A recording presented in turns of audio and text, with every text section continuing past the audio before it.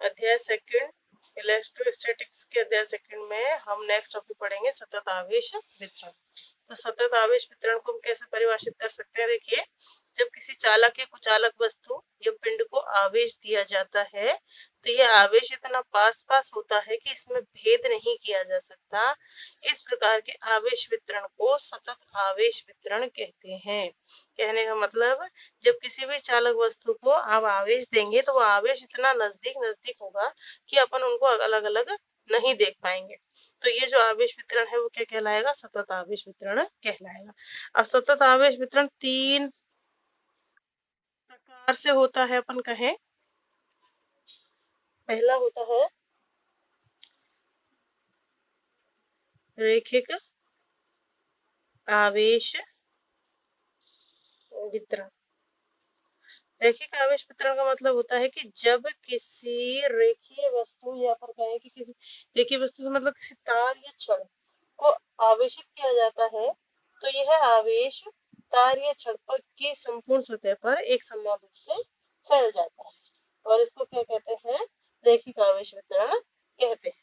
तो देखिए सर, अपन इसको लिखेंगे, जब किसी तार या छड़ को आवेशित किया जाता है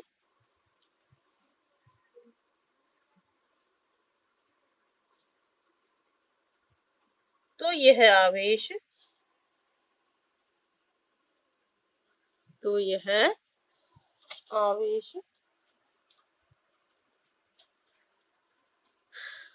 तार या छड़ की संपूर्ण सतह पर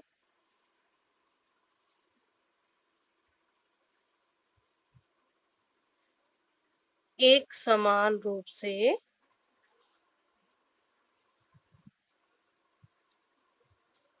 फैल जाता है। इस प्रकार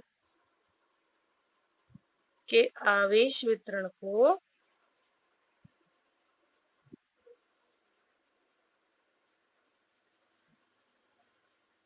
रैखिक आवेश वितरण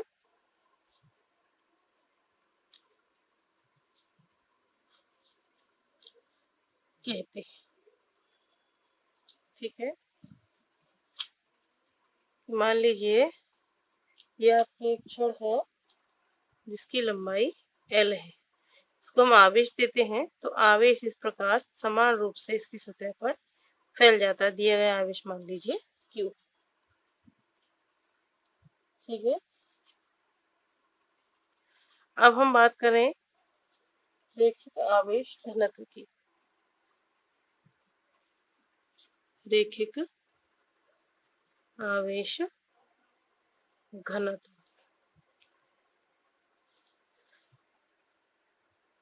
तो रैखिक आवेश घनत्व का मतलब क्या हुआ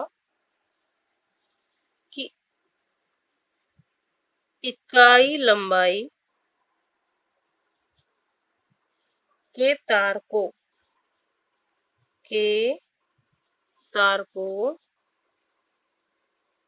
दिया गया आवेश, यहाँ पर कहें कि इकाई लंबाई तार की एकांक लंबाई पर जितना आवेश उपस्थित होता है वो क्या कहलाता है? रैखिक आवेश घनत्व कहलाता है। या तार की एकांक लंबाई पर उपस्थित आवेश क्या कहलाता है? रैखिक आवेश घनत्व कहलाता है।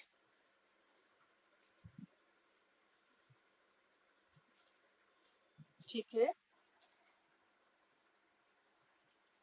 माना L लंबाई के तार को दिया गया कुल आवेश बराबर Q है। तो एक लंबाई को एकांक लंबाई भी कहते हैं, ठीक है। एक लंबाई के तार को दिया गया आवेश कितना हो जाएगा, कुल आवेश में कुल लंबाई का भाग लग जाएगा, तो ये हो जाएगा Q अपॉन L। अब ये एकांक अपन कहें, एक कह लें या एकांक कह लें, लंबाई के तार को दिए गए आवेश को अपन बताते हैं लैम्डा से। किससे बताते हैं अपन इसको, लैम्डा से बताते हैं। तो लैम्डा क्या है आपका, रैखिक आवेश घनत्व। जहां रैखिक आवेश घनत्व को लैम्डा से प्रदर्शित करते हैं,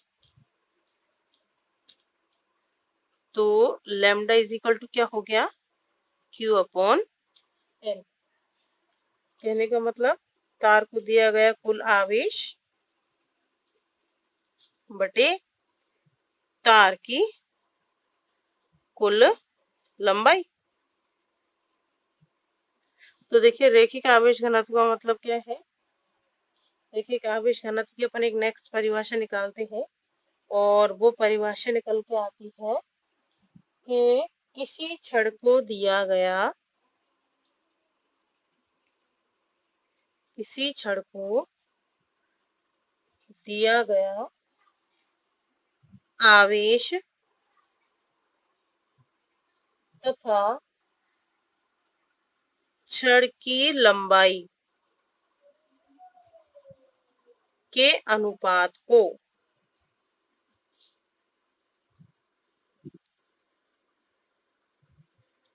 रैखिक आवेश घनत्व,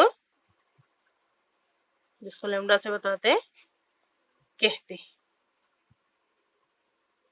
ठीक है, तो जब आप L लंबाई के तार को कुल आवेश Q देते हैं, तो उसके एकांक लंबाई पर उपस्थित आवेश, जिसको अपन लैम्डा से प्रदर्शित करते हैं, और ये कहलाता है रैखिक आवेश घनत्व, वो कितना हो जाता है, तार को दिया गया कुल आवेश बटे तार की लंबाई के बराबर प्राप्त होता है। ठीक है, इसी प्रकार यदि हमने प्राप्त किया भी कि लैम्डा बराबर होता है Q अपॉन L। ठीक है, अब माना कि तार की लंबाई 1 मीटर है, और मान लीजिए ये आपका समीकरण नंबर 1 है। ये मान समीकरण 1 में रखने पर, जैसे आप L का मान 1 मीटर समीकरण 1 में रखते हैं, तो लैम्डा बराबर अपने पास क्या आ जाता है, Q। लैम्डा बराबर Q निकल के आ गया।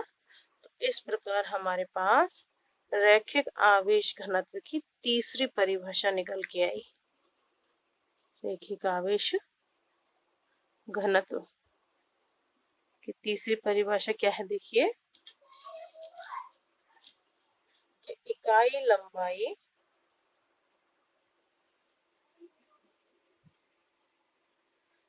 के तार या छड़, क्योंकि अपने यहाँ पे लंबाई कितनी हो गई है, 1 हो गई है ना, तो अपन लिखेंगे इसको इकाई लंबाई के तार या छड़ पर एक समान रूप से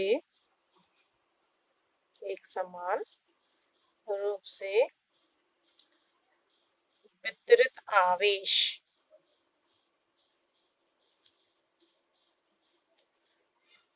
के मान को ही क्या कहते हैं, रैखिक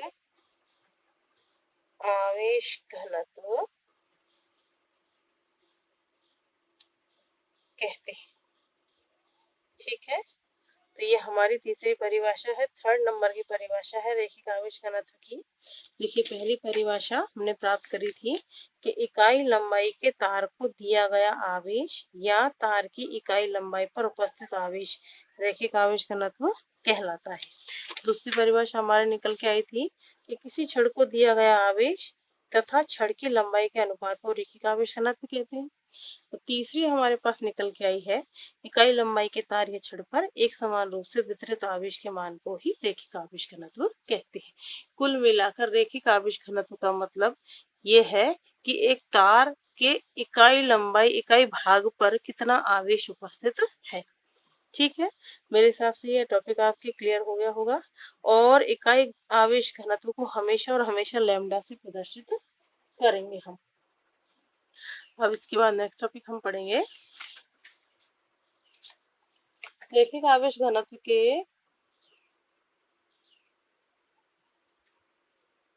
रैखिक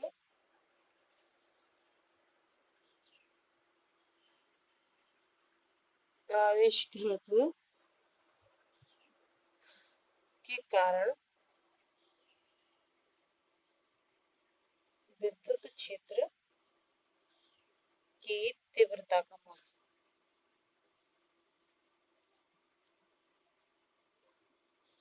ये नेक्स्ट हम पढ़ेंगे। रैखिक आवेश घनत्व हम पढ़ चुके हैं। अब रैखिक आवेश घनत्व के कारण किसी दिए गए बिंदु पर विद्युत क्षेत्र की तीव्रता का मान कितना होगा वो हमको ज्ञात करना है। मान लीजिए ये आपके पास एक तार दिया हुआ है जिसकी लंबाई है आपकी L। कितनी लंबाई है इस तार की? L लंबाई है तार की। और इसको एक समान आवेश दिया गया है जो इसके पृष्ठ पर इसकी लंबाई पर समान रूप से फैल जाता है, वो है Q।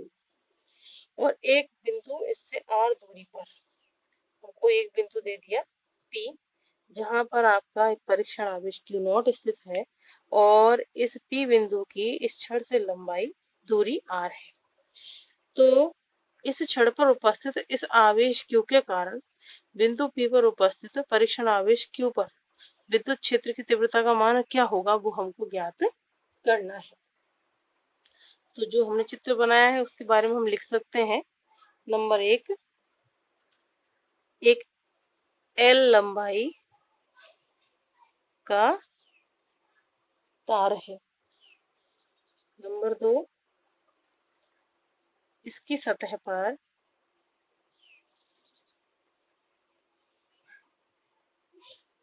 आवेश Q सतत रूप से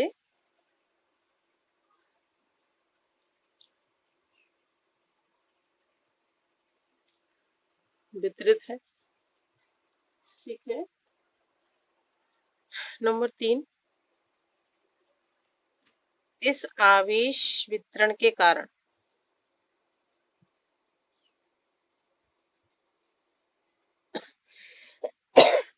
तार से R दूरी पर स्थित बिंदु P पर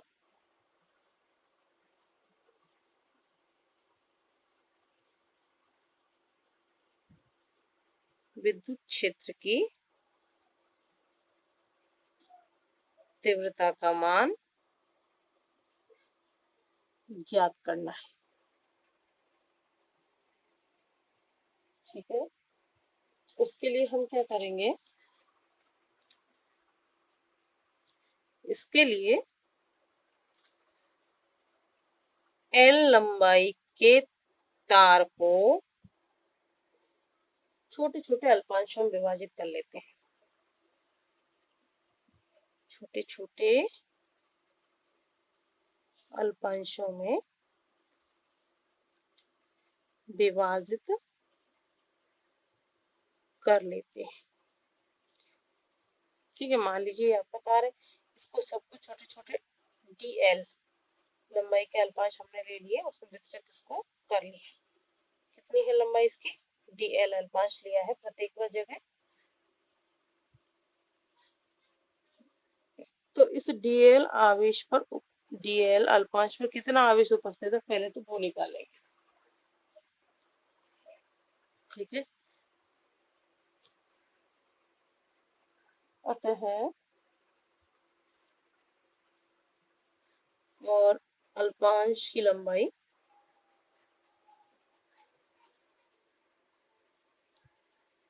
कितनी है, dl है। ठीक है, अतः dl अल्पांश पर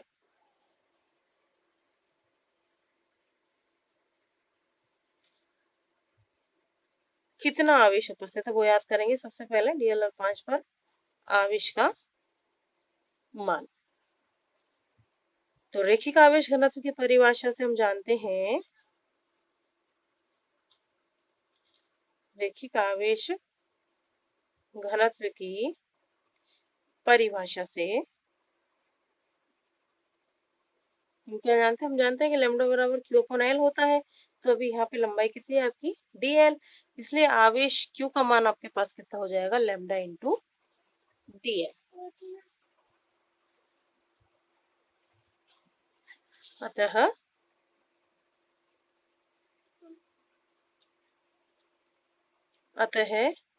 dl, तो dl लंबाई के अल्पांश उपस्थित आवेश की गणना हमने कर ली,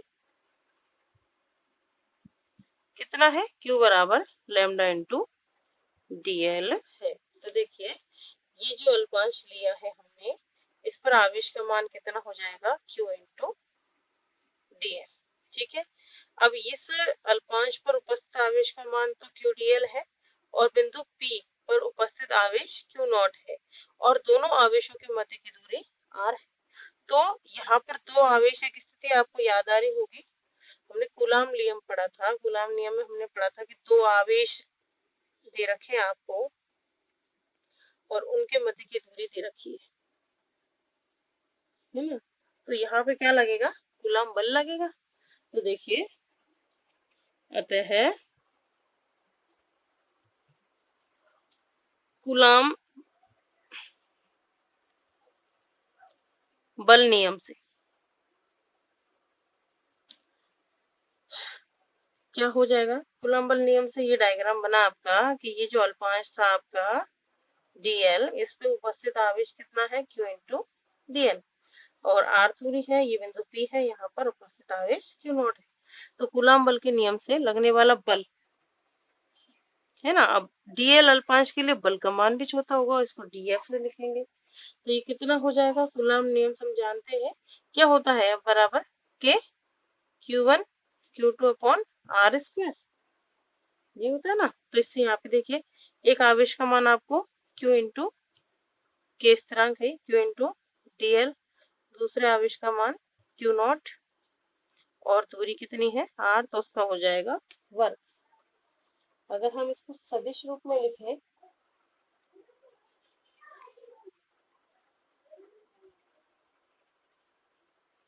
सदिश रूप में लिखते हैं हम इसको, तो देखिए आपके पास सदिश रूप में क्या आ जाएगा, ये हो जाएगा df vector is equal to k q dl q naught, ये एक आवेश है ना, और r स्क्वायर और r कैप। मान लीजिए आपका समीकरण नंबर 1 है।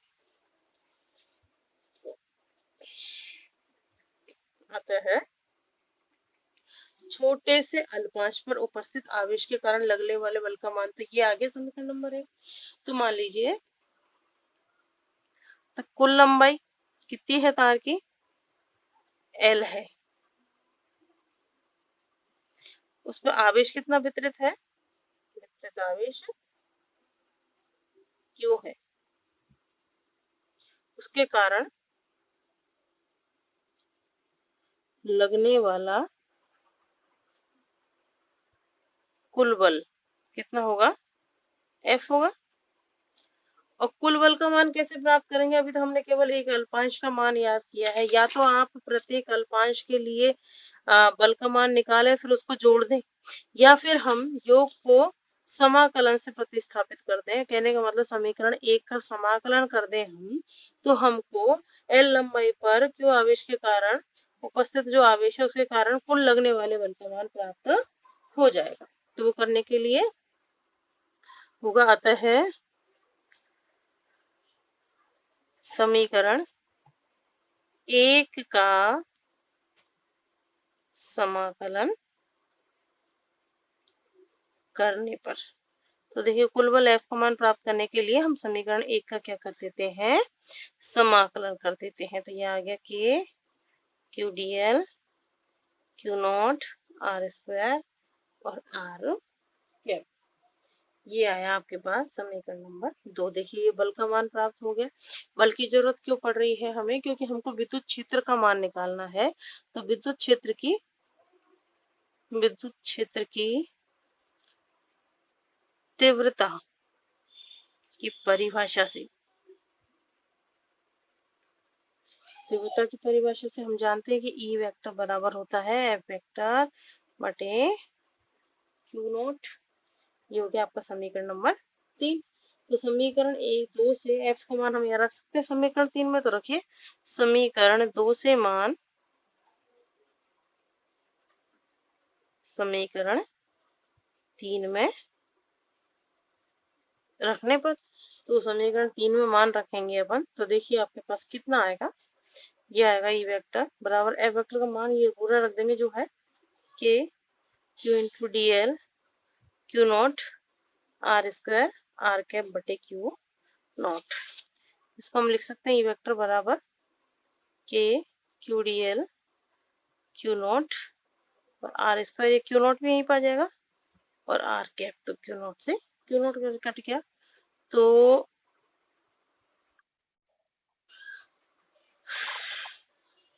ये आ गया विद्युत क्षेत्र का मान रेखिक आवेश घनत्व के कारण K Q D L upon R square और आर कैप।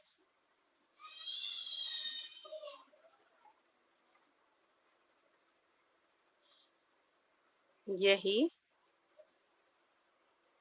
रेखिक आवेश वितरण के कारण